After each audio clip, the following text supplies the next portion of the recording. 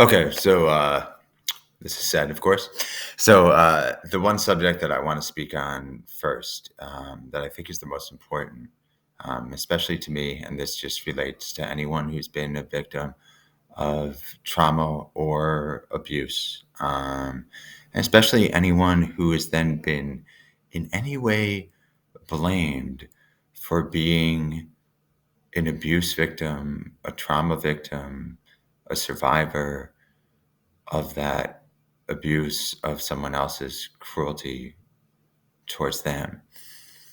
The thing is that if you don't have the right supportive people in your life that might want to think of you in a certain negative way because of your lifestyle choices. I mean, I'm again very honest. I'm in the kink lifestyle and I was a daddy.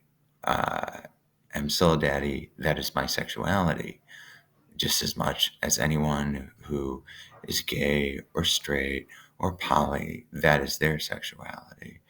So, and for me, although people totally misunderstand it, it's about having a nurturing relationship with my partner and with my wife, with anyone that I've been with. It's more been about an attempt to care for people in a certain way that I wasn't when I wasn't cared for myself by, it's not that I had a horrible childhood. It's that it lacked the emotional warmth that I, as a sort of compassionate person, being the child of sort of self-absorbed narcissists, wanted or needed at a certain point in my life, for them to know what I wanted to do. But they never cared to.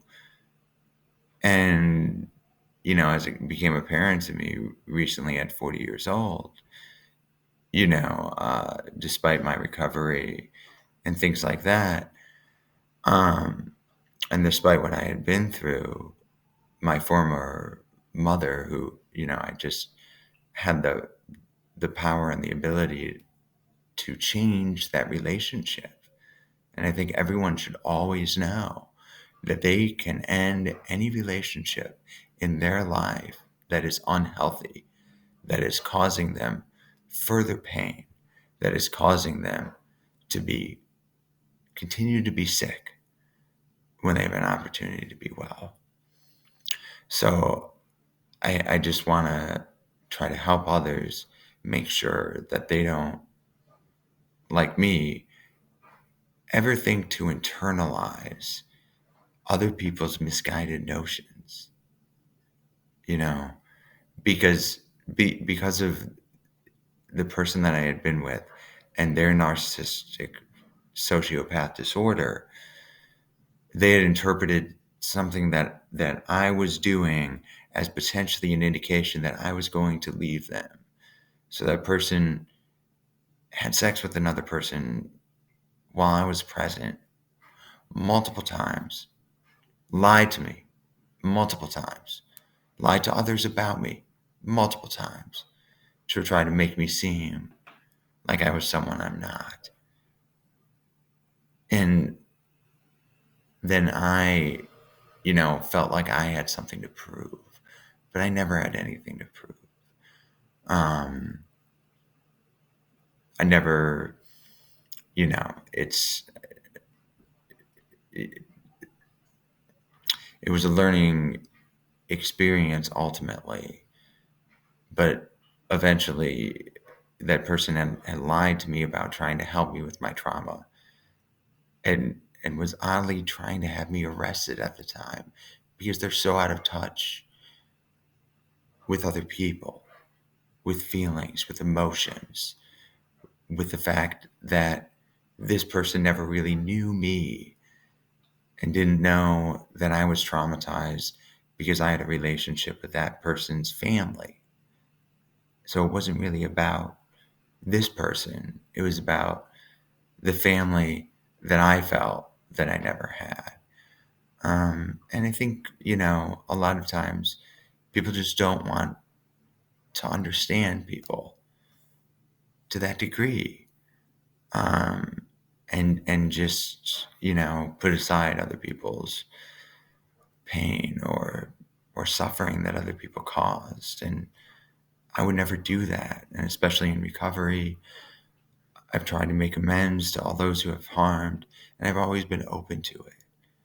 Um, and I've always been open to criticism that comes from the right place, but doesn't come from people's insecurities or societal judgments or antiquated religious judgments, like from Christianity, even though Jesus' best friend was a whore. I mean, it seems so bizarre. And in my experience, that person is just picking and choosing what judgments to make about what people based upon what they've said about her. And the fact that, you know, in my family, it seemed like, well, yeah, you don't criticize the narcissists, apparently, or they're just not going to let it go ever. So, I just had to cut myself off from that relationship. And it's unfortunate that it took as long as I did. But that's sort of the insidious nature of some abusive relationships. And especially if you're someone like me that came from being an alcoholic, and we're taught that we always have to make amends to others, that we are always in the wrong. And those are some unfortunate teachings of AA because they're not true always. It's not a one size fits all disease. I became an addict and alcoholic because I had an anxiety disorder, because I was uncomfortable in the world, and I was uncomfortable leaving law school, where I went, USC, in six-figure debt, when the only way I could get out of that debt was totally abandoning my principles. And that, of course, didn't work out for me. And it caused a great amount of psychological disturbance. Um, and, I left that job to try to be a public defender in Orange County. But I didn't take into account commutes, and I didn't take into account personal limitations at that point because I was a young, idealistic kid in his early 20s. Um, but I always had that desire. I didn't care about money. I didn't even care about my loans at that time. And maybe I trusted people or thought people would be there for me if I needed them that then weren't. And that's been a great source of disappointment for me. But then I went through this other thing and then started internalizing a lot of negativity that wasn't right. And I think people should know that too, that even if they're an alcoholic or addict, hopefully in recovery at this time, that doesn't negate who they are as a person. And beautiful, wonderful, amazing people, as I've met, um, are alcoholics and addicts, and we have a natural empathy for those who've been through similar degrees of suffering because they haven't felt whole on the inside, and they've sought out other things, including substances, to try to fill that void, fill that discomfort of who they are, maybe because they didn't match up to other people's expectations or their own expectations. And you don't have to, you don't have to.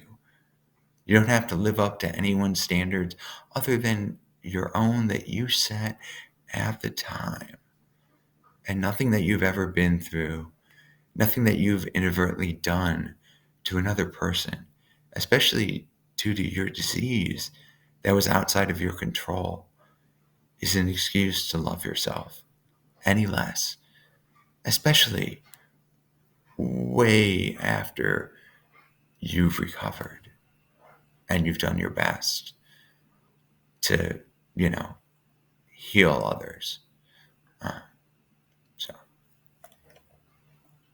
I think self love is always the most important thing in this world. And there's too much suicide and there's too much self hate.